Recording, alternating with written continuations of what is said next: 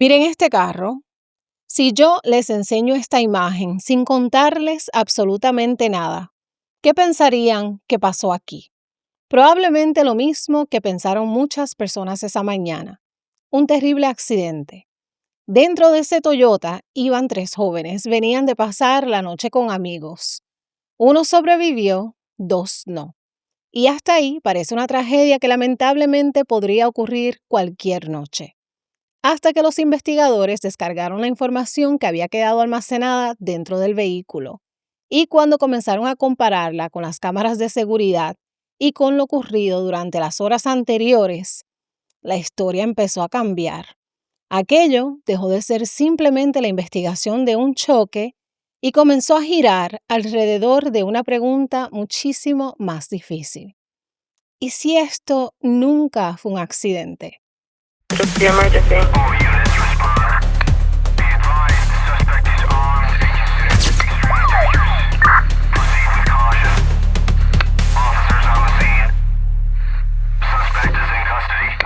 Hola mi gente, bienvenidos a su canal. Yo soy Magali, gracias por sentarte conmigo un largo rato. Gracias por tu apoyo. Y sobre este caso les voy a confesar algo. Cuando empecé a preparar este episodio, pensé que iba a llegar a una conclusión bastante rápido, pero mientras más investigaba, más entendía por qué este caso sigue generando tanto debate. Porque aquí nadie puede decirnos exactamente qué pasó dentro de ese Toyota. No hay una grabación, no hay una confesión, lo que hay son piezas. Y con esas piezas, un tribunal llegó a una conclusión muy clara. Pero hoy no quiero simplemente que escuchen esa conclusión. Quiero que entendamos cómo se llegó a ella. Así que les voy a pedir un favor. No decidan quién tiene la razón en los primeros 5 minutos. Vamos a recorrer este caso pieza por pieza. Pero antes de hablar del juicio o del choque, quiero que conozcamos a las dos personas que ya no pueden contar su versión, Dominic Russo y Davion Flanagan. Mucha gente piensa que esta historia comienza a la madrugada del 31 de julio de 2022, pero tenemos que regresar un poco antes y ubicarnos en Strongville, Ohio, una comunidad donde muchos de estos jóvenes habían crecido juntos, compartían amistades y terminaban coincidiendo en las mismas reuniones los fines de semana. Y durante el verano de 2022, tres familias de esa comunidad estaban haciendo lo mismo que hace cualquier familia con jóvenes, viéndolos crecer, hacer planes y empezar sus vidas. Ninguna podía imaginar que en cuestión de horas sus vidas quedarían conectadas para siempre. Comencemos por Dominic. Dominic Russo tenía 20 años y era el menor de 7 hermanos. Imagínense crecer siendo el más pequeño de 7. Una de sus hermanas contaría después que la diferencia de edad entre ellos era tan grande que muchas veces sentía que había ayudado a criarlo. Y cuando su familia habla de Dominic, uno empieza a conocer a un muchacho que el expediente nunca realmente nos presenta, porque el expediente comienza a hablar de él cuando él ya no puede hacerlo. Pero Dominic tenía toda una vida antes de aquella madrugada. Había crecido en Strongville, tenía sus amigos, le gustaban los carros, le gustaba vestir bien, era fanático de los tenis y su familia recuerda particularmente su sonrisa. Era un joven sociable, cercano a los suyos y todavía estaba en esa etapa donde uno empieza a descubrir qué quiere hacer con su vida. Y durante aquel verano de 2022, Dominic estaba haciendo exactamente eso, viviendo, saliendo con sus amigos, haciendo planes, sin imaginar que aquel sería su último verano. Ahora hay otra persona de la que casi siempre se habla muchísimo menos en este caso. Y es honestamente, a mí me da mucha pena porque cuando la gente menciona este caso, casi siempre habla del novio de, como si hubiera una sola víctima, pero no. Había otro muchacho dentro de ese carro y se llamaba Davion Flanagan. Davion Flanagan tenía 19 años y tenía una energía distinta, aunque su nombre aparece junto al de Dominic en prácticamente todos los titulares sobre este caso. La realidad es que durante mucho tiempo supimos muy poco de él. La cobertura del caso se centró tanto entre la relación de Dominic y Mackenzie que Davion terminó colocado en un segundo plano, como si aquella madrugada simplemente hubiera tenido la mala suerte de ocupar el asiento trasero. Pero antes de hablar de por qué se subió a ese carro, creo que tenemos que detenernos y entender quién era él. Porque Davion no era un segundo personaje en la vida de su familia. Cuando era pequeño, él y sus hermanas fueron adoptados por Scott y Jamie Flanagan. Su familia lo describe como un hermano protector, especialmente cercano a sus hermanas. También era atleta, había jugado fútbol americano y se había destacado como corredor. Pero hubo algo que contó su papá que me gustó muchísimo más que cualquier estadística deportiva. Davion no funcionaba por grupitos, no importaba si eras atleta, popular o parte de otros círculos. Si necesitabas a un amigo, simplemente a alguien con quien hablar, Davion siempre estaba disponible. Y creo que eso nos dice bastante de quién era. Después de terminar la escuela, estaba comenzando a pensar en la vida adulta y en lo que quería construir para sí mismo. Su familia contaría después que tenía interés en convertirse en barbero. Y esta no era una idea simplemente pasajera, era una posibilidad de trabajo, independencia y futuro. Y cuando su familia creó una beca en su honor, decidió dirigirla precisamente a estudiantes interesados en la barbería y la cosmetología, para que otras personas pudieran continuar un camino que Davion ya no tuvo la oportunidad de recorrer. Eso es algo que quiero que la audiencia recuerde cuando escuche su nombre.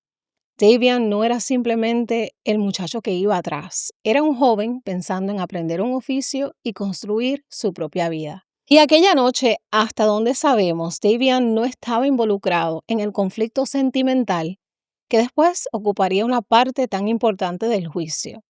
Él era amigo de Dominic, conocía a Mackenzie por el mismo grupo, había salido a compartir con ellos como probablemente lo había hecho muchísimas otras veces. Y hay un detalle especialmente difícil de escuchar. Davion ni siquiera tenía que regresar a su casa en el carro de Mackenzie. Había otras posibilidades de llegar a su casa, pero como ocurre en cualquier reunión entre amigos, los planes cambiaron y Davion terminó subiéndose a aquel Toyota. Ahora ya conocemos un poco de Dominic y conocemos un poco de Davion.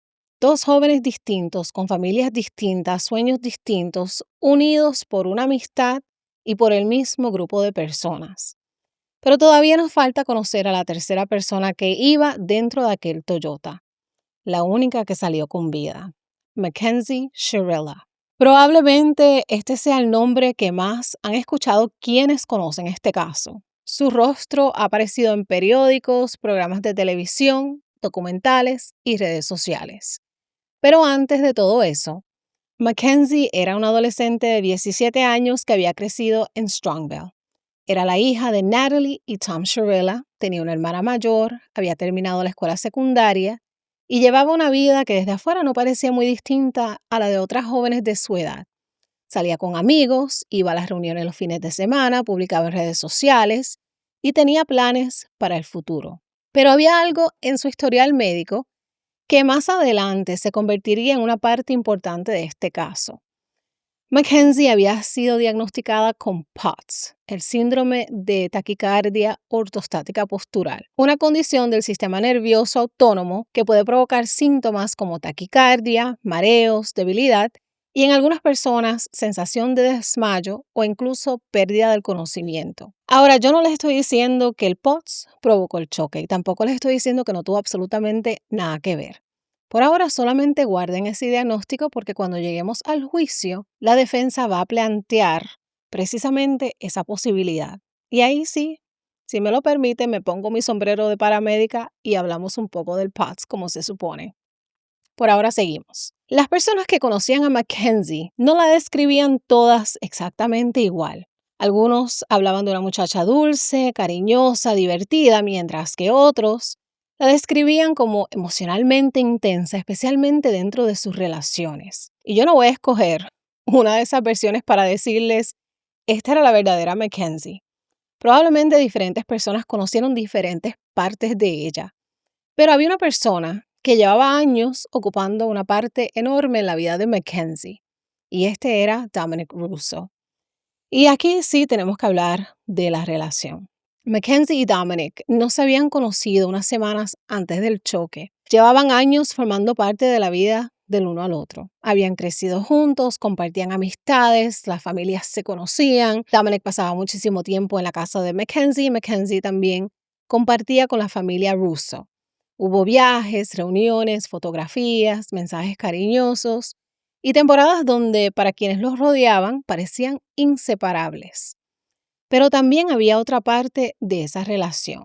Y estas eran las discusiones, los celos, los reclamos, las rupturas, que si volvían, se alejaban otra vez.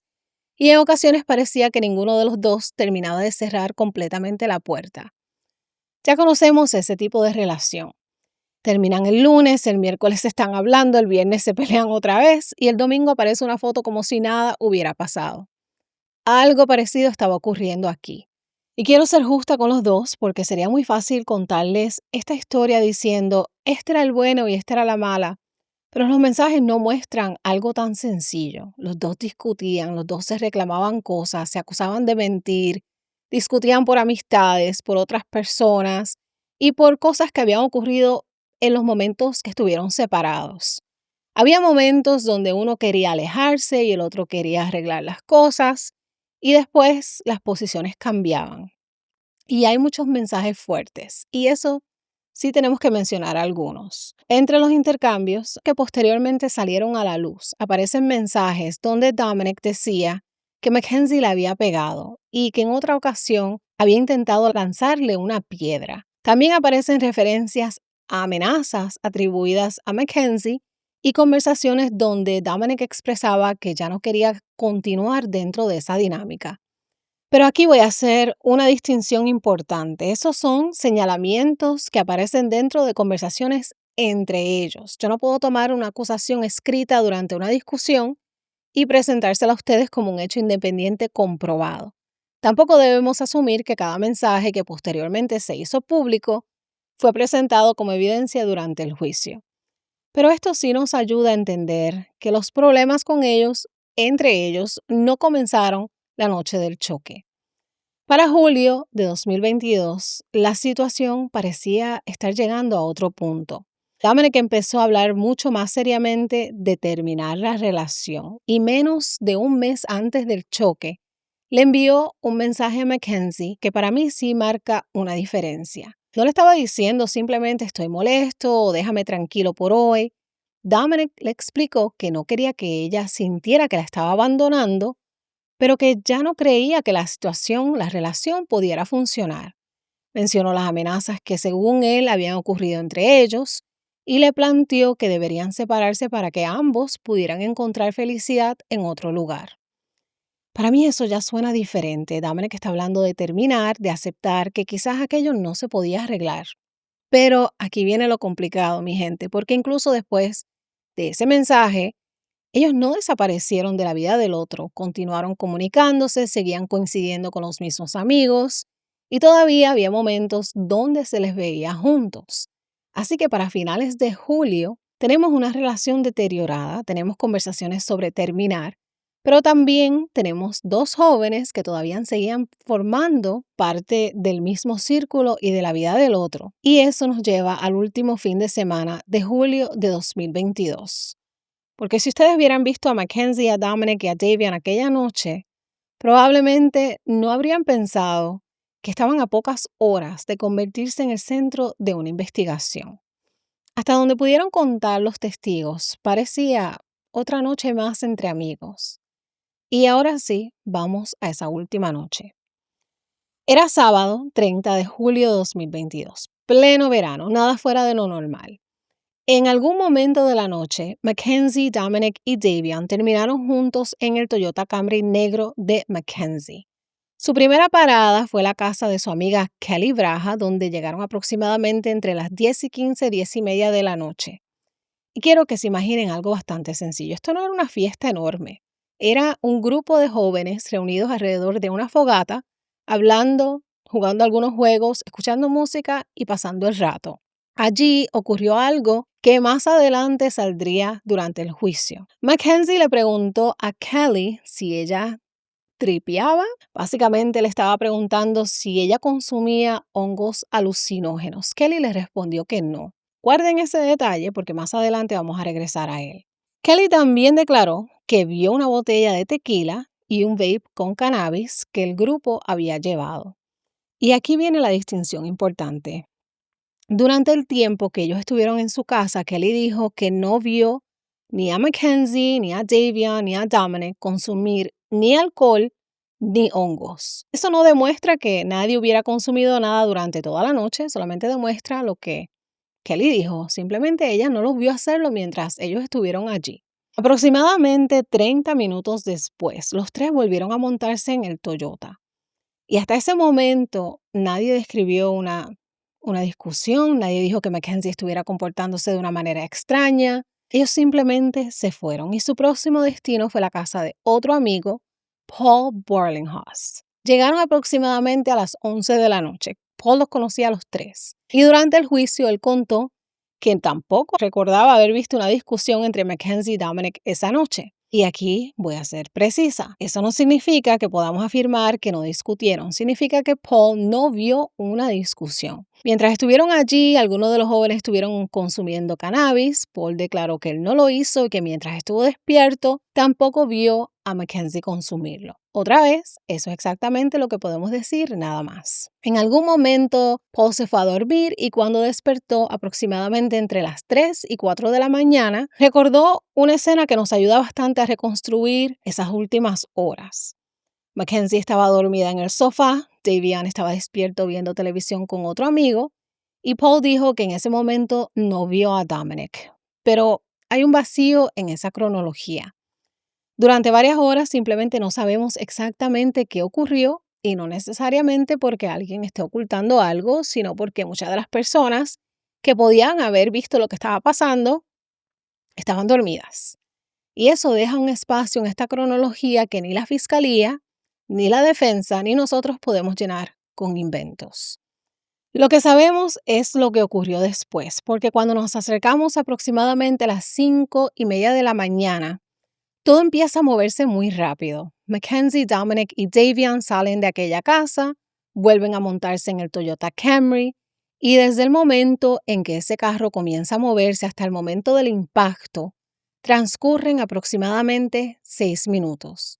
Y esos 6 minutos terminarían convirtiéndose en el centro de toda esta investigación. Ahí fue exactamente donde yo hice lo mismo que los investigadores hicieron. Agarré una hoja de papel y empecé a reconstruir aquellos 6 minutos. Así que vamos a montarnos en ese Toyota Camry. Son aproximadamente las 5:30 de la mañana.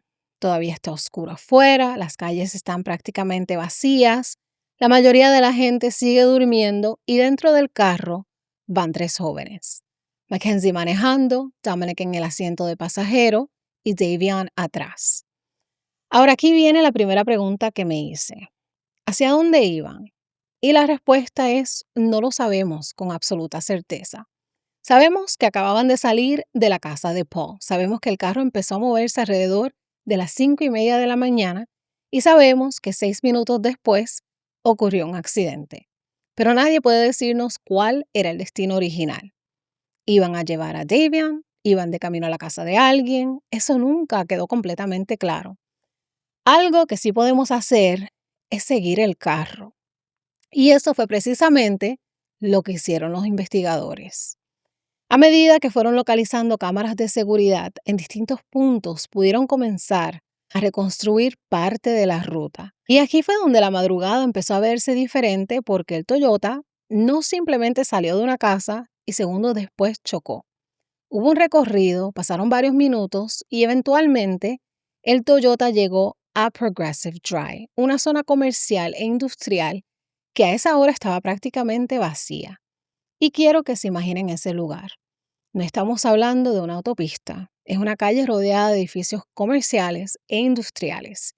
Y en algún punto de ese recorrido, el Toyota empieza a ganar velocidad.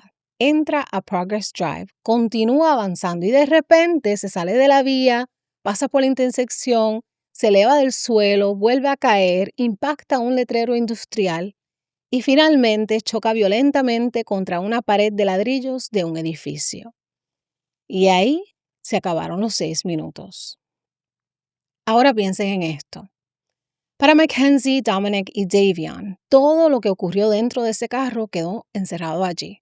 Pero para las personas que estaban a punto de llegar a Progressive Drive, La historia apenas estaba comenzando, porque hay un detalle que cambia muchísimo la manera en que uno se imagina esa escena. Porque ocurrió el impacto, pero nadie llegó inmediatamente. Mi gente, pasaron aproximadamente 40 minutos antes de que alguien que transitaba por el área descubriera el vehículo y llamara al 911. Y esa llamada es la que pone en movimiento todo lo que viene después. 40 minutos. Cuando yo leí eso, simplemente me quedé mirando el expediente. Se despacharon policías, bomberos, emergencias médicas y cuando los primeros respondedores llegaron, no sabían absolutamente nada de Mackenzie, Dominic o Davian. Para ellos, aquello era exactamente lo que parecía un accidente de tránsito de altísima energía con personas atrapadas dentro del vehículo. Y aquí sí me tengo que poner mi uniforme un momentito, porque cuando nosotros llegamos a una escena así, lo primero es entender qué tenemos frente a nosotros. ¿Cuántos pacientes hay? ¿Quién responde? ¿Quién no responde? ¿Quién necesita ayuda primero? ¿Podemos llegar hasta ellos o necesitamos remover parte del vehículo? Y todo eso está ocurriendo prácticamente al mismo tiempo. Pero hay otra cosa que nosotros ya estamos evaluando desde antes de tocar al paciente y esto es el mecanismo de lesión. Porque cuando un vehículo impacta una estructura fija a una velocidad considerable, el carro puede detenerse en una fracción de un segundo, pero el cuerpo que va adentro no necesariamente lo hace de la misma manera.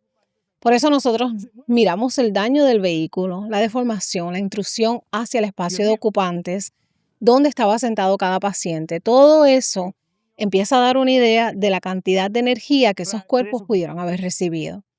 Y una cosa sí era evidente desde el principio en este caso. Aquel impacto había sido extremadamente serio. Los equipos de rescate comenzaron a trabajar para poder acceder a los tres y sacarlos del Toyota. Y el primero que lograron sacar fue a Davian. Y aquí hay un detalle que yo no conocía cuando empecé a investigar este caso. Davian todavía mostraba signos de vida, pero todavía quedaban dos personas atrapadas dentro del Toyota, Mackenzie y Dominic. Después lograron sacar a Mackenzie. Había sobrevivido al impacto, pero estaba gravemente herida, pero estaba viva. Y debido a la magnitud de sus lesiones, se coordinó transporte aéreo para llevarla a Metro Health Medical Center en Cleveland. Y mientras todo eso estaba ocurriendo, Davian comenzó a deteriorarse. Los signos vitales que había tenido inicialmente se perdieron y finalmente Davian no sobrevivió. El helicóptero que habría sido utilizado para su traslado ya no iba a ser necesario. Y esa parte, como paramédica, a mí me pega diferente, mi gente, porque yo me quedé mirando ese expediente y pensando en esos 40 minutos. 40 minutos desde el impacto hasta que alguien encontró ese carro. Cuando finalmente llegó la ayuda, Davian todavía mostraba signos de vida. Y claro que mi cabeza inmediatamente se fue a que qué habría pasado si alguien lo hubiese encontrado antes. ¿Habría cambiado algo? Y eso yo sé que no lo sabemos. Y tampoco les puedo decir que Davian podría haberse salvado porque tener signos vitales de vida cuando llegan los primeros auxilios no significa necesariamente que las lesiones sean sobrevivibles, pero es imposible leer esos dos datos juntos y no hacerme esa pregunta. Mientras tanto, todavía quedaba Dominic dentro del carro y los bomberos continuaron hasta poder extraerlo del Toyota. Dominic había sufrido lesiones devastadoras. Y aquí tampoco quiero entrar en detalles innecesariamente gráficos. No los necesitamos para entender la gravedad. Lamentablemente, Dominic tampoco sobrevivió. Y cuando todo terminó, de las tres personas que habían salido de la casa de Paul aquella madrugada, solamente una sería trasladada con vida al hospital, Mackenzie Shirella. Y quiero que nos quedemos ahí por un momento. En ese momento, Mackenzie todavía no era la acusada, no era la muchacha que provocó el accidente. Era una paciente de 17 años gravemente herida. Nadie en aquella escena sabía todavía en lo que ese caso se iba a convertir. Mientras policías, bomberos y paramédicos trabajaban alrededor de aquel Toyota, en otro lugar había familias durmiendo, familias que no sabían que algo había ocurrido. Y esta es una de las partes de nuestro trabajo que nunca aparece en las fotografías de una escena, porque mientras nosotros estamos trabajando con los pacientes, en algún momento alguien tiene que localizar a la familia. Y hay llamadas que cambian una vida para siempre. Para las familias de Dominic Russo y Davian Flanagan, aquella sería una de ellas. Dominic y Davian no sobrevivirían las lesiones que sufrieron aquella madrugada, Mackenzie sí. Y esa diferencia iba a cambiar completamente lo que ocurría después, porque cuando terminaron las labores de rescate, cuando las ambulancias se fueron y la urgencia médica comenzó a desaparecer de Progress Drive, la escena ya no era solamente el lugar de una emergencia. Era el lugar donde dos jóvenes habían perdido la vida y la policía necesitaba averiguar por qué. Ahora ese Toyota ya no era solamente un vehículo destruido, era evidencia. Así que los investigadores tenían que encontrar otra manera de reconstruir aquellos últimos minutos y tenían que empezar por una pregunta bastante básica. ¿Cómo llegó ese Toyota hasta esa pared? Y para responderla iban a hacer algo que para mí me parece fascinante. Iban a tomar una escena que ya había terminado y tratar de hacerla caminar hacia atrás. Nosotros como paramédicos llegamos cuando ya todo ocurrió. Vemos el resultado, el vehículo, los pacientes, las lesiones, pero los reconstructores hacen prácticamente lo contrario. Empiezan con el resultado y tratan de regresar al principio. De dónde venía el Toyota, qué trayectoria siguió, dónde abandonó la carretera, intentó detenerse. Cada marca puede ayudar a reconstruir una parte de sus últimos segundos. Así que volvieron a Progress Drive. Midieron, fotografiaron, examinaron el pavimento, la posición final del Toyota y por supuesto la pared. Y encontraron algo importante. El Toyota no había impactado el edificio directamente desde la carretera. Antes de llegar hasta allí, había salido del pavimento, había subido por la acera o el bordillo, había atravesado el área del césped y había continuado hasta el edificio. Eso les daba una trayectoria, pero todavía no les decía qué estaba haciendo el Toyota mientras recorría esa distancia. Y aquí los investigadores tenían una ventaja que hace años simplemente no existía, porque resulta que su mejor testigo podía ser el mismo carro Toyota. Ese Toyota Camry podía guardar información sobre lo que había ocurrido durante los últimos segundos antes del impacto. No era que había una cámara escondida ni una grabación, lo que habían era datos, velocidad, frenado, posición del acelerador y otros parámetros relacionados con lo que estaba haciendo el vehículo. Mucha gente lo compara con la caja negra de un avión. Y aunque no es exactamente lo mismo, para entendernos, la comparación funciona. Cuando los especialistas tuvieron acceso a esa información, pudieron empezar a hacerle preguntas al Toyota. No literalmente, claro, pero casi, porque por primera vez tenían una manera de mirar esos últimos segundos sin depender de la memoria de un testigo. Así que descargaron la información y comenzaron por lo básico. ¿Qué tan rápido iba? Ahora, el número por sí solo no significa nada si no conocemos el contexto, así que primero les voy a hacer una pregunta. Si ustedes van manejando por una calle industrial a las 5:30 de la mañana, ¿a cuánto creen que normalmente va un carro? 30 millas, 40, 45, dependiendo del lugar, ¿verdad? Pues cuando los especialistas recuperaron la información almacenada por el Toyota, se dieron cuenta de que no estaba cerca de ninguna de esas cifras.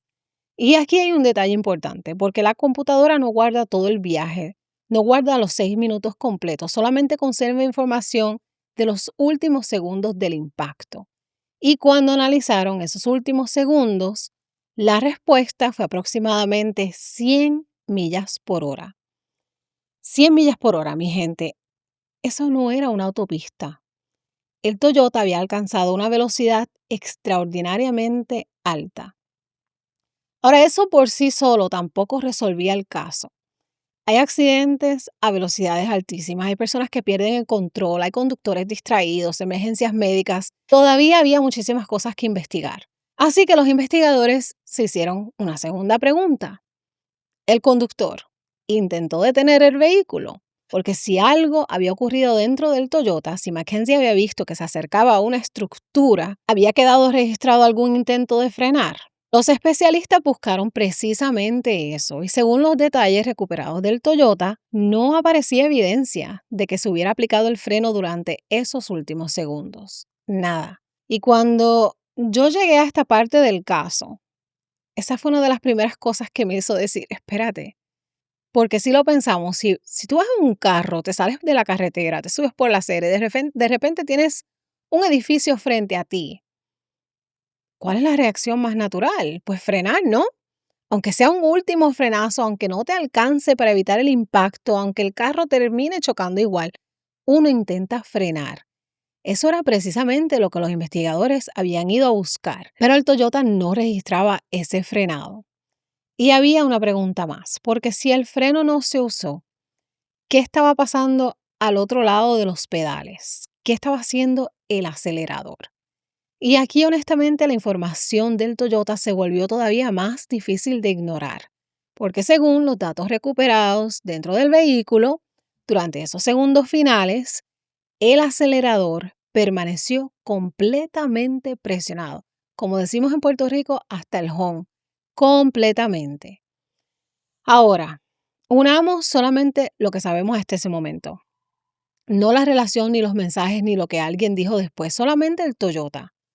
El carro alcanza aproximadamente 100 millas por hora, no frena, mantiene el acelerador completamente presionado. Eso era lo que tenían los investigadores frente a ellos. Y sí, visto así, entiendo perfectamente que alguien escuche esos tres datos y piense, pues, ¿qué más necesitamos? Eso fue intencional, pero no tan rápido, porque la computadora puede decirnos qué estaba haciendo el Toyota. Lo que no puede decirnos es por qué. No puede decirnos si Mackenzie estaba consciente, si estaba tomando decisiones, no puede decirnos si ocurrió algo médico y tampoco puede decirnos por sí solo que aquello fue intencional. Así que los investigadores no podían tomar esos tres datos, cerrar el expediente y decir, pues ya sabemos qué fue lo que pasó. Tenían que compararlos con la escena, con la trayectoria, con las cámaras y con el propio carro. Y había otra parte del Toyota que también podía darles información y esto es el volante. Porque si ese carro simplemente se hubiese salido de control, la dirección podía contar otra parte de la historia. Y cuando los especialistas analizaron los movimientos del volante, encontraron algo que también después sería discutido durante el juicio. Ahora aquí quiero tener muchísimo cuidado, no quiero presentarles un movimiento del volante y decir, pues Mackenzie estaba dirigiendo conscientemente el carro hacia la pared. No, ese dato por sí solo no puede decirnos eso. El volante puede moverse por las acciones del conductor, por una corrección, por el pavimento del carro al subir la acera o atravesar una superficie irregular. Por eso los investigadores no miraron ese dato aislado, lo compararon con todo lo demás. Porque ahora se trataba de ver si cuando todas las piezas se ponían juntas, contaban una historia que tuviera sentido. Ahora, mientras los expertos seguían analizando la computadora del Toyota, apareció otro dato que muchas personas pasan por alto. Y para mí fue bien interesante, porque también quedaron datos registrados, cambios en la transmisión durante el accidente. Cuando yo leí eso, yo pensé, espérate, ¿cómo que hubo cambios en la transmisión? Resulta que en algún momento antes del impacto, la palanca de cambio pasó por diferentes posiciones, incluyendo drive, el modo secuencial y neutral. Y aquí empiezan las preguntas difíciles. ¿Quién movió la palanca? ¿Fue Mackenzie? ¿Fue un movimiento accidental? ¿Alguien más dentro del carro intentó hacerlo? La realidad es que no lo sabemos. Lo único que sabemos es que esos movimientos quedaron registrados, pero el Toyota no puede decirnos qué mano tocó la palanca, ni por qué. Y esto es importante porque dentro de ese Toyota habían tres personas. Así que la defensa y la fiscalía terminarían interpretando algunos de esos movimientos de maneras distintas. Y yo no quiero resolverles esa discusión ahora. Quiero que lleguemos al juicio con la misma información y veamos qué hizo cada lado con ella. Porque hasta este punto, el Toyota ya nos había contado bastante, pero por suerte para los investigadores, el Toyota no era el único testigo de aquellos 6 minutos. Había cámaras de seguridad instaladas en distintos puntos de esa zona. Y cuando los detectives comenzaron a reunir esas grabaciones y a colocarlas en orden, por primera vez pudieron ver parte de aquel recorrido. Poco a poco pudieron seguir el movimiento del Toyota hasta Progressive Drive. Y ahora tenían dos fuentes de información completamente independientes. La pregunta era si coincidían. Y según los especialistas, sí coincidían. Y eso llevó la investigación a un punto bien importante, porque ya podían reconstruir con bastante detalle cómo aquel Toyota había terminado contra esa pared. Pero todavía seguían sin poder contestar la pregunta más importante de este caso, y es ¿por qué? Y esa respuesta no iba a salir de una computadora. Para intentar contestarla, los detectives iban a tener que regresar a algo que ya nosotros conocemos, la relación entre Dominic y Mackenzie. Solo que esta vez no iban a mirarla como la historia de dos adolescentes enamorados. Iban a mirarla como investigadores tratando de determinar si algo de lo ocurrido antes de aquella madrugada podía explicar lo que ellos acababan de reconstruir en Progressive Drive. Ok, entonces imagínense por un momento si ustedes son los investigadores asignados a este caso, ya inspeccionaron todo lo que hemos mencionado, pero falta conocer la razón. Entonces hay que estudiar a las personas que iban dentro. Y si ustedes fueran detectives, ¿por dónde empezarían? Yo probablemente haría lo mismo que hicieron los detectives, por los teléfonos. Hoy día nuestros teléfonos guardan una cantidad absurda de nuestra vida. Con quién hablamos, a qué hora, qué escribimos cuando estamos contentos, cuando estamos tristes, cuando estamos enojados, fotos, dónde estamos, redes sociales y muchas veces conversaciones que jamás pensamos que otra persona terminaría leyendo. Los detectives comenzaron a revisar la evidencia digital y no encontraron una confesión. No había un mensaje diciendo yo voy a hacer esto. Tampoco encontraron un plan escrito para provocar el choque. Lo que encontraron fue contexto. Y parte de ese contexto ya nosotros lo conocemos. Los problemas entre Mackenzie y Dominic que no habían comenzado aquella noche. Los detectives querían saber qué estaba pasando en la casa donde Mackenzie y Dominic Russo vivían juntos en una relación conflictiva. Mentiste. Mentiste y dijiste que nunca más me dejarías fuera de casa. Por eso volvimos la última vez que rompimos. Dominic grabó muchas de las peleas acaloradas. Rompiste conmigo antes. Porque eres un poco débil. Rompiste conmigo antes. Realmente rompiste conmigo hace un rato. Esta es tu última oportunidad de abrir la puerta o no saldrás de esta casa en toda la noche porque yo no me iré. ¿Por qué demonios te dejé entrar a la casa si ya rompiste conmigo y ahora me estás amenazando con que vas a rayarme todo el Coche. ¿Crees que romperás mi voluntad si rayas mi coche por dejarte entrar a casa? Vas a rayar mi coche si... No me dejas entrar. Habían roto varias veces, rompían y luego volvían. Y creo que Dominic quería superarlo. Está mismo, o de lo contrario tendremos un problema muy grave. No puedes seguir con eso. No puedes seguir haciendo amenazas. ¿Abrir? Voy a entrar a tu casa entonces. Amigo, ¿qué demonios? ¿Qué pasa? Ahora abre la puerta. Voy a romper. Voy a romper. ¿Tengo que llamar a la policía? ¿Por qué? ¿Por qué llamarías a la policía? Tengo que llamar a la policía. ¿No me vas a dejar entrar en mi casa? Esta no es tu casa. Las llamadas en sí mismas fueron muy importantes porque nos mostraron esa dinámica. Dominic había enviado. Ya terminé. Voy a terminar mi relación con Mackenzie y esta vez será para siempre.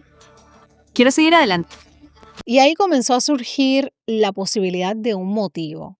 Y yo quiero ser muy justa aquí, mi gente. Tener problemas con tu pareja no es evidencia de querer hacerle daño a alguien. Terminar una relación tampoco, sentir celos y enviar mensajes fuertes durante una discusión tampoco. Lo que los investigadores hicieron fue mirar las conversaciones dentro del contexto de todo lo demás. Y ahí volvió a aparecer que Dominic estaba intentando dejar la relación, pero la relación no terminaba de romperse completamente. Ellos se seguían buscando. Así que simplemente decir Dominic la había dejado tampoco describe completamente lo que estaba ocurriendo entre ellos. Pero de ahí comenzó a tomar la forma una posible teoría. Pero esto era una teoría, no una prueba. Si Mackenzie sentía que estaba perdiendo aquella relación, ¿podía eso tener algo que ver con lo que ocurrió aquella madrugada? La fiscalía terminaría diciendo que sí. La defensa, por supuesto, diría que no. Pero entonces los detectives encontraron otra pieza que les llamó muchísimo la atención. Y esta vez no era algo que Mackenzie hubiera escrito. Era la ubicación de su teléfono, porque al revisar la información disponible, surgió un dato que colocaba el teléfono de Mackenzie en el área general de Progressive Drive antes del choque. Cuando yo llegué a esa parte, yo dije, espérate, ella había estado allí antes.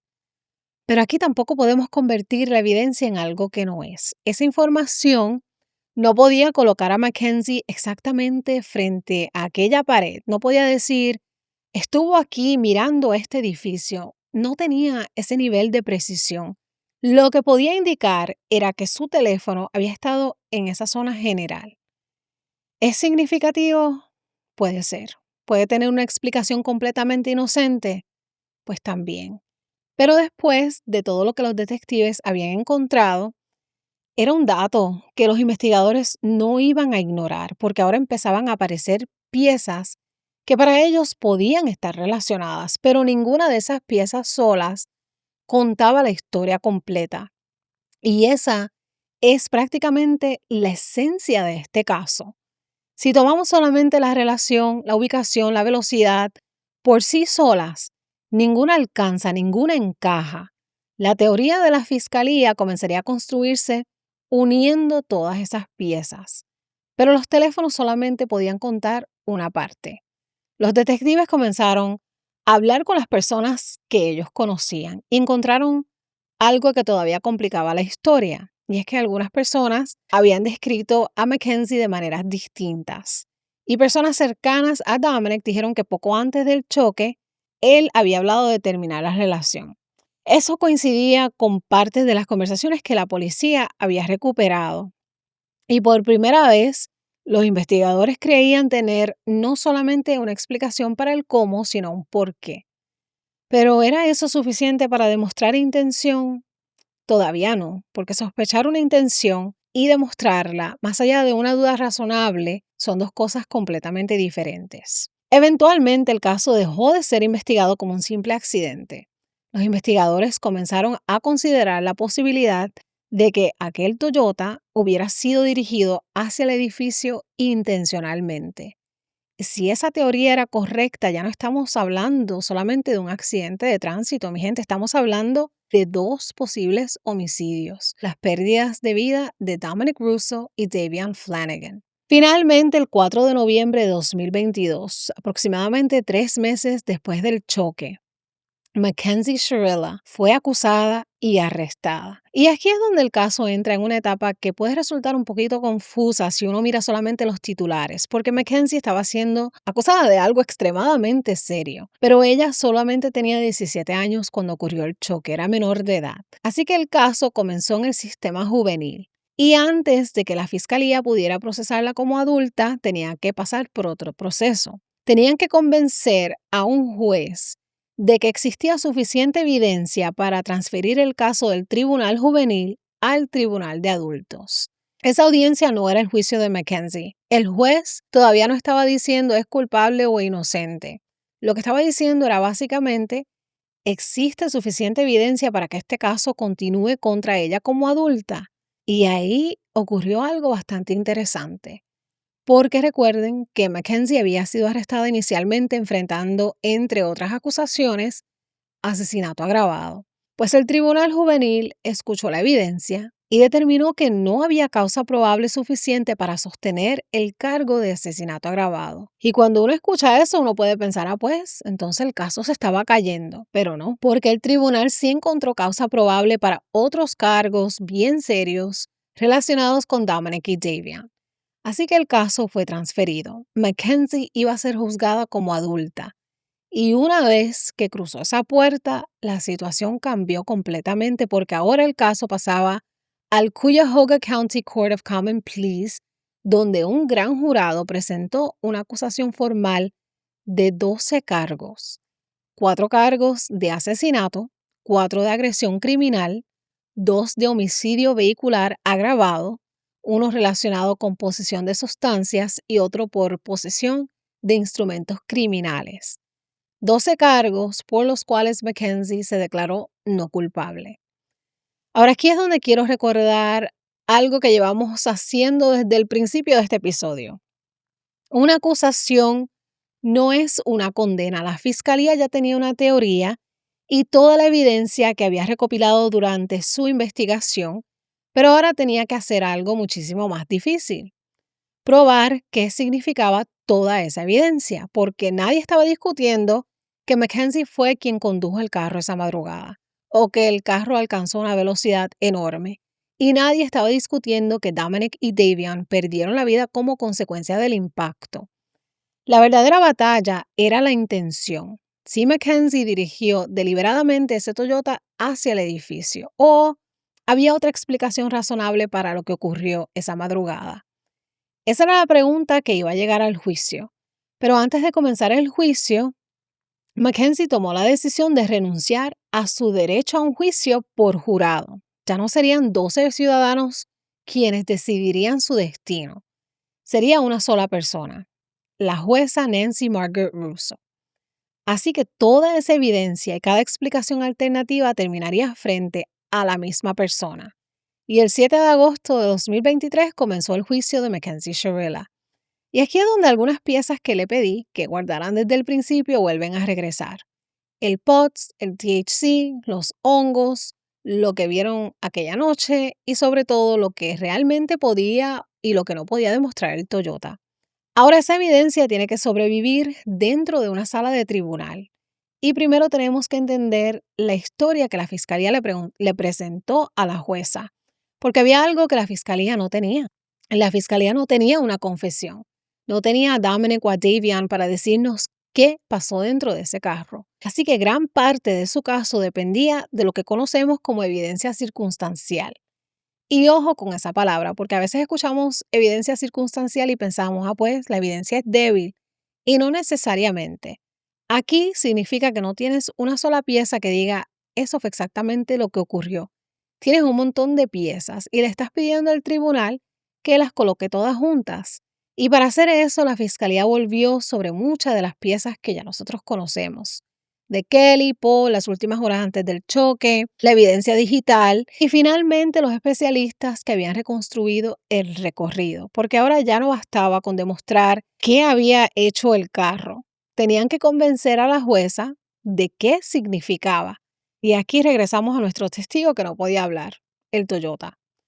Uno de los especialistas explicó la información almacenada en el vehículo y nosotros ya conocemos los datos principales porque los reconstruimos juntos y no vamos a seguir repitiéndolo, pero ahora esos datos tenían que ser defendidos frente a los abogados de Mackenzie. Para la fiscalía lo importante era mirar todos esos datos juntos y esa combinación era extremadamente difícil de reconciliar con un accidente. Pero aquí viene la parte interesante, porque la defensa no podía decir, no, el Toyota nunca alcanzó esa velocidad, que los datos estaban ahí.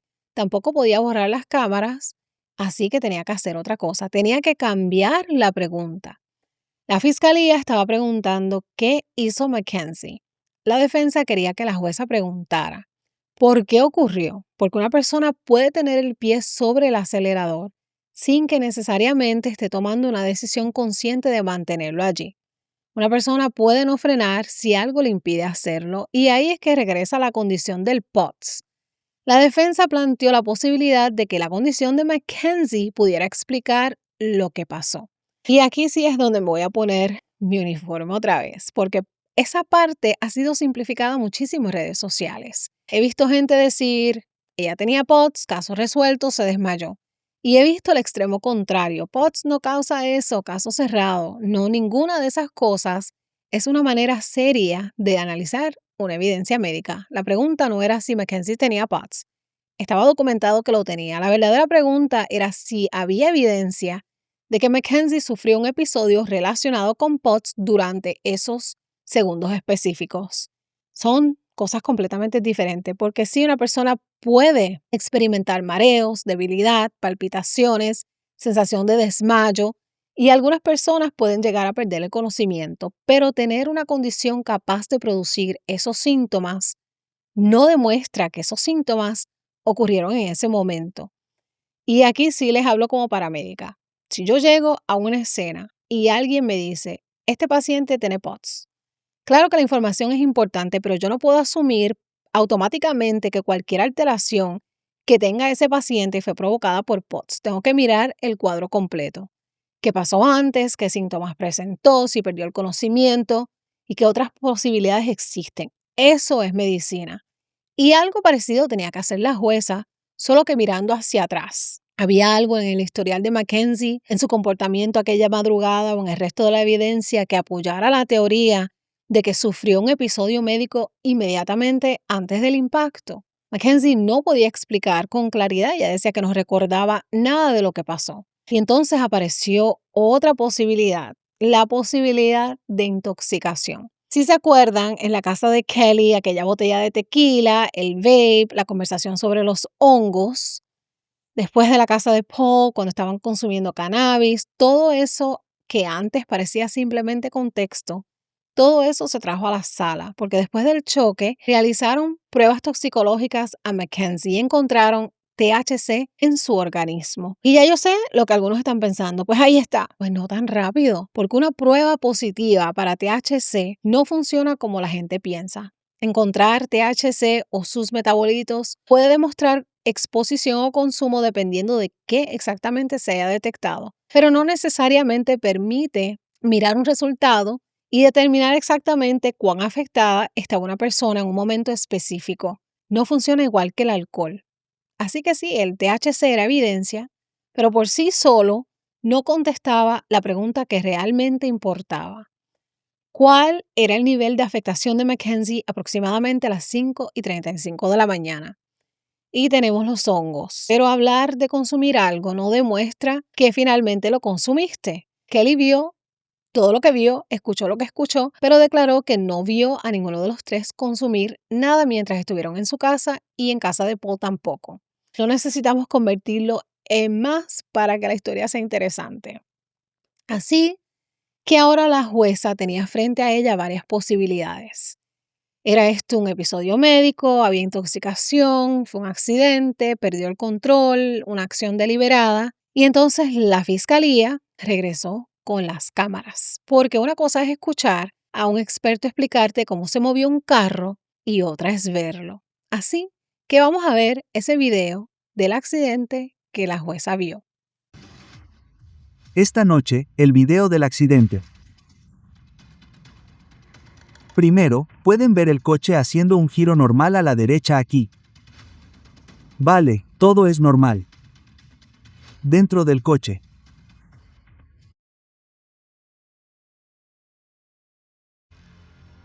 Veamos.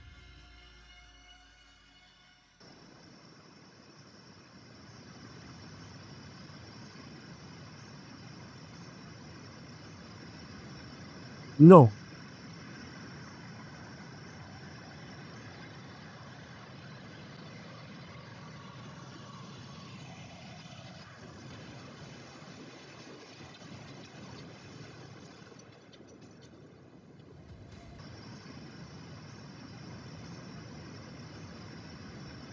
No.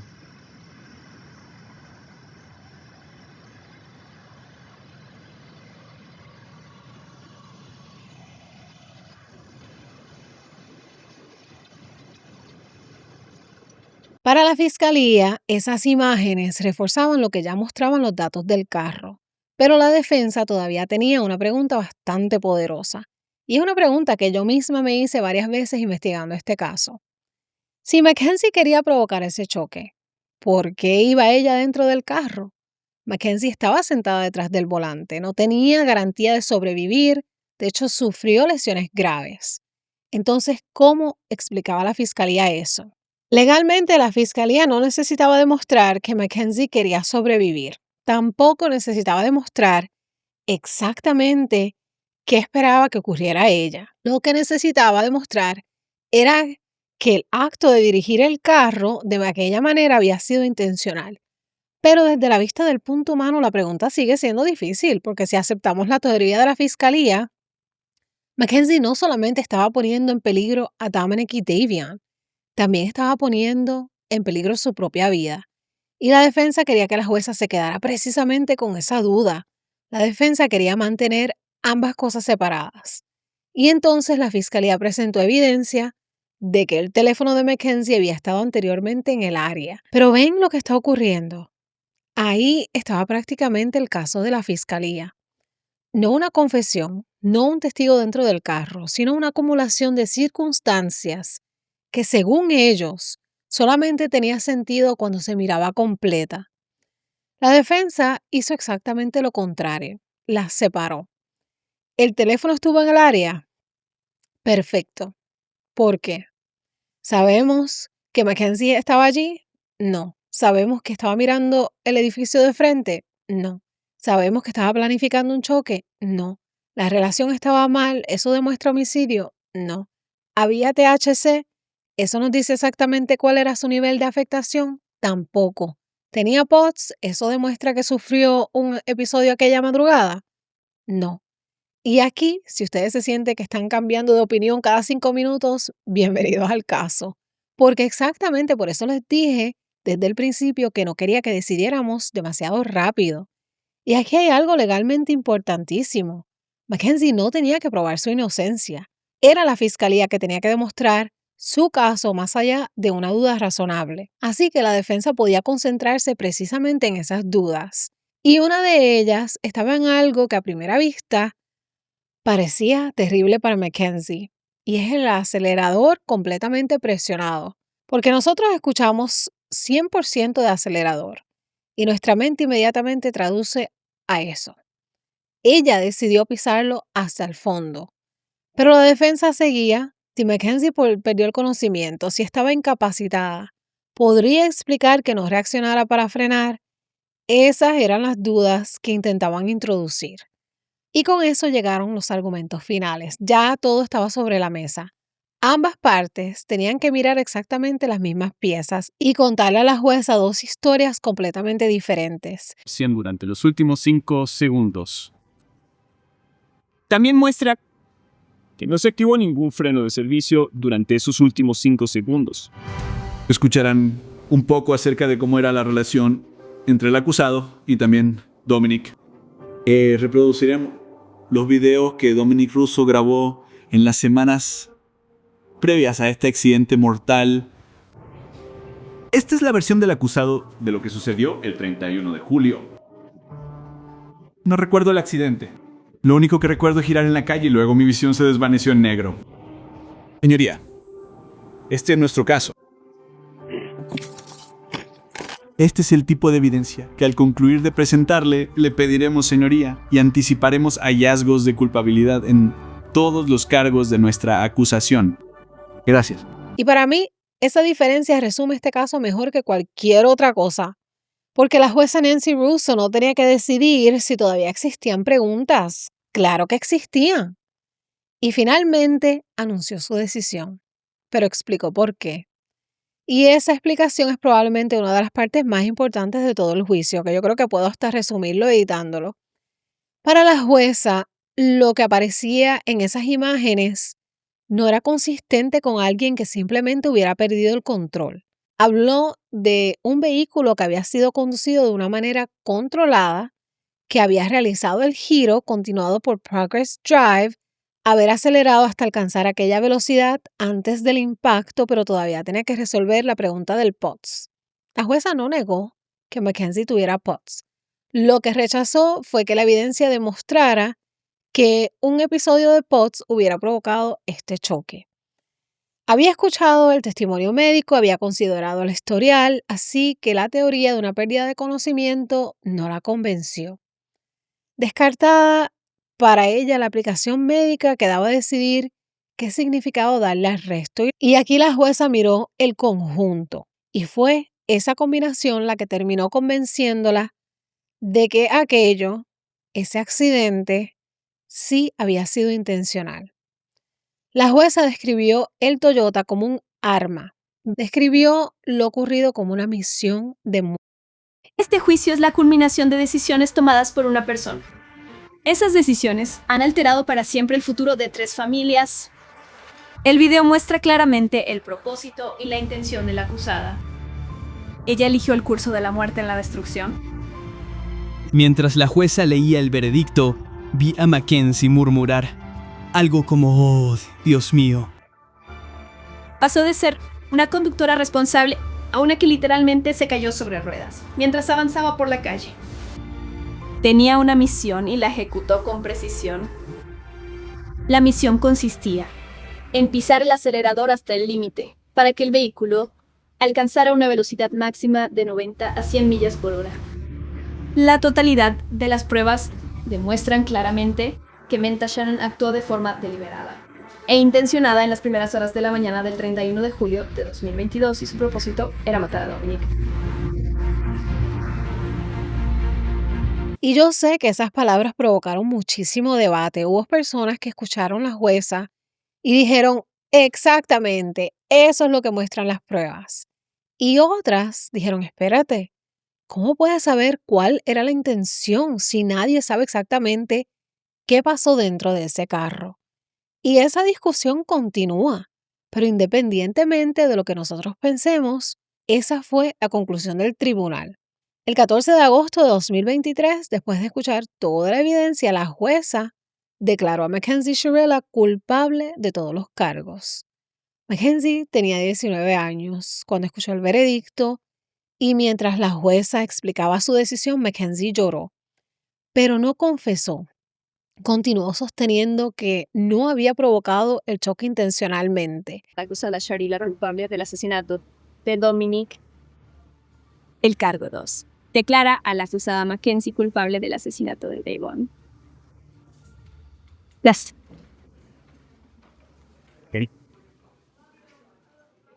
Hoy es un día emotivo y estresante para 3 familias. Para el acusado y para quienes cuidan de Davon, Dominic y Mackenzie. Ahora estoy preparado para escuchar a cualquiera que quiera hablar en nombre del Estado. Davon es y siempre será mucho más que una carga. Era valioso. Era un alma increíble con un corazón de oro.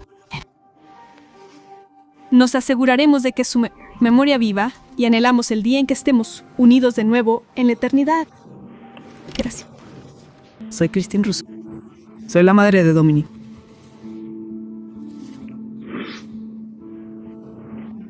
Nadie quería que esto fuera un asesinato, ni castigar a Mackenzie Shirella por este accidente, pero no fue un accidente automovilístico. Las pruebas y la ciencia demostraron que Mackenzie Shirella asesinó a mi hijo Dominic y a Davon. Todos sabemos lo que pasó en ese automóvil ese día. Lo que no sabemos es por qué. Las redes sociales han convertido la vida de Mackenzie en un juego y están convirtiendo esta desgarradora tragedia en un juego. Mackenzie irá a prisión. ¿Por qué hiciste esto? Agradece que sigues vivo y que tienes un futuro, sea cual sea. Mackenzie no tuvo piedad de Dominic, ni tampoco de Davon.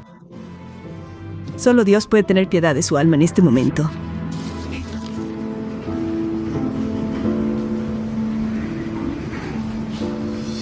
Y después de escuchar a las familias, llegó el momento de imponer la sentencia. Mackenzie también tuvo la oportunidad de dirigirse al tribunal. Expresó pesar por lo que había ocurrido y por el dolor de las familias, pero mantuvo la misma posición que había sostenido durante todo el proceso, que ella no había provocado aquel choque intencionalmente. Ella seguía diciendo que fue un accidente y la jueza seguía diciendo no lo fue. Y una semana después, esas dos posiciones iban a encontrarse nuevamente en la audiencia de sentencia. Pero esta vez iban a hablar las familias, las personas que habían tenido que levantarse cada mañana desde el 31 de julio de 2022, sabiendo que Dominic y Davion no iban a regresar.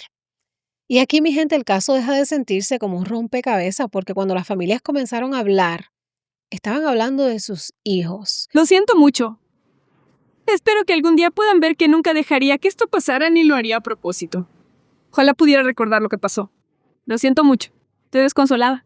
Amo a Day y a Davion. Todos éramos amigos y Dawn era mi alma gemela. Ojalá pudiera eliminar todo su dolor. Y lo siento mucho. Y a mi familia, gracias por el apoyo y todo el amor que me dan. Gracias por luchar con. Los amo mucho a todos.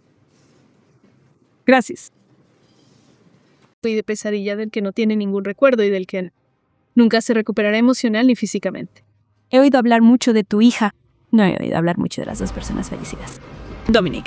Vale, te pido clemencia porque este fue un accidente trágico que ella no recuerda. y no lo hacemos, su nuevo amigo, y lo siento mucho. ¿Qué significa? Su vida no vale nada. No. Dios, no, para nada. Entiendo lo que parece. Estoy diciendo que fue un accidente trágico. Pero vamos a tener que estar en desacuerdo en eso. Lo entiendo. Vale. Eso es todo. Lo siento mucho, chicos. Lo siento. Amo. ¿Hay alguien más? Y entonces la jueza anunció la condena. Mackenzie recibió 2 sentencias de 15 años a cadena perpetua por los desvivimientos de Dominic y Davian, pero esas 2 sentencias serían cumplidas concurrentemente. Y lo que eso significa es que después de cumplir el periodo mínimo requerido, Mackenzie puede llegar a ser elegible para libertad condicional. Elegible no significa automáticamente que vaya a salir. En su caso, las condenas de 15 años a cadena perpetua corren al mismo tiempo, no una detrás de la otra. El registro oficial de Ohio refleja un término agregado de 15 años a cadena perpetua. La jueza explicó que decidió no imponerlas consecutivamente y eso es importante porque si lo hubiera ordenado que la comenzara después de terminar la otra, estaríamos hablando de un mínimo muchísimo mayor antes de que Mackenzie siquiera pudiera ser considerada para libertad condicional. Y con eso el juicio terminaba. Pero el caso de Mackenzie no, porque Mackenzie iba a apelar. Y años después, nosotros estaríamos hablando de esta historia. La defensa apeló y en septiembre de 2024 la Corte de Apelaciones del 8º Distrito de Ohio confirmó las condenas. Eso no significaba que el tribunal pudiera decirnos qué ocurrió dentro del Toyota. Significaba que después de revisar los argumentos planteados no encontró una base para revocar el resultado, así que la condena permaneció vigente. Y uno podría pensar, bueno, pues ahí terminó, pero no, porque desde que Mackenzie entró al Ohio Reformatory for Women en agosto de 2023, han seguido apareciendo cosas sobre su vida en prisión. Esta muchachita está al garete. Particularmente en los últimos años han salido registros disciplinarios, llamadas y testimonios de mujeres que estuvieron encarceladas con ella. Y aquí tenemos que separar todo lo que está documentado y lo que las personas alegan. Así que empecemos por lo primero. Los problemas disciplinarios comenzaron a aparecer en agosto de 2024. Durante distintas búsquedas encontraron artículos considerados como contrabando en la cárcel. Materiales para hacer manualidades, joyería, ropa reglamentada modificada, objetos que presuntamente pertenecían a otras internas y posteriormente medicamentos que no estaban prescritos a Mackenzie. Pero hubo algo que me hizo levantar la ceja. Entre lo que encontraron, había materiales para hacer pulseras, aretes y dinero de Monopoly y listas con precios y notas tipo IOU, como yo te debo. Y yo leyendo aquello dije, pero que habrá montado una tiendita Mackenzie en la cárcel. Fuera de relajo, dentro de una prisión, eso puede convertirse en un problema serio porque esos objetos pueden utilizarse para intercambios entre internas. Pero los incidentes no terminaron ahí. En 2025 descubrieron que Mackenzie había realizado más de 100 videollamadas con una ex interna que no estaba autorizada como visitante utilizando otro nombre. Ella se declaró culpable de esa infracción y perdió temporalmente el acceso a electrónicos. Meses después hubo otro incidente relacionado también con videollamadas y esta vez por conducta indebida y volvió a recibir una sanción disciplinaria. Ahora quiero dejar algo clarísimo porque nada de esto demuestra qué ocurrió dentro de aquel Toyota en 2022. No vamos a agarrar el comportamiento de Mackenzie en prisión después y utilizarlo retroactivamente para decir, ve, entonces la jueza tenía razón. La cosa no funciona así. Esto solamente responde a la pregunta de qué ha pasado con Mackenzie después de ser condenada. Y después salieron las llamadas. En una conversación con su mamá, Mackenzie habló sobre los programas disponibles dentro de prisión y dijo que ella no sentía que necesitara rehabilitación. Esa frase provocó una reacción enorme, pero también tenemos que entenderla dentro de la posición de Mackenzie Ella sigue diciendo que no provocó el accidente intencionalmente, por lo tanto, desde su perspectiva, ella no necesita rehabilitación por un homicidio que sostiene que nunca tuvo la intención de cometer. El tribunal obviamente llegó a una conclusión completamente diferente y legalmente tampoco ha dejado de pelear su condena. En junio de 2026, la Corte Suprema de Ohio rechazó revisar una de sus impugnaciones post-condena después de que sus abogados la presentaran un día tarde.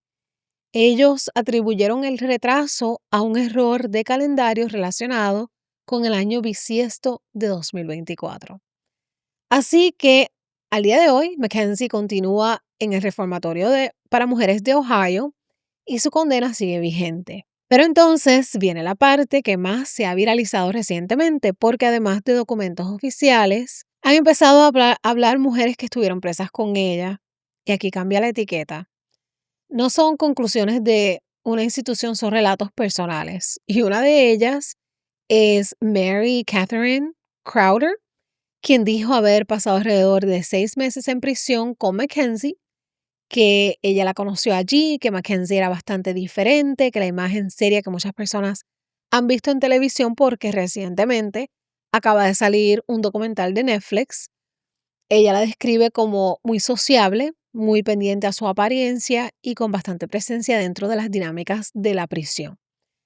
Después habló otra ex interna, Cheyenne Toppin, y sus alegaciones fueron bien personales. Ella afirmó que Mackenzie y ella mantuvieron una relación romántica mientras estuvieron encarceladas y que hablaban de su futuro juntas fuera de prisión.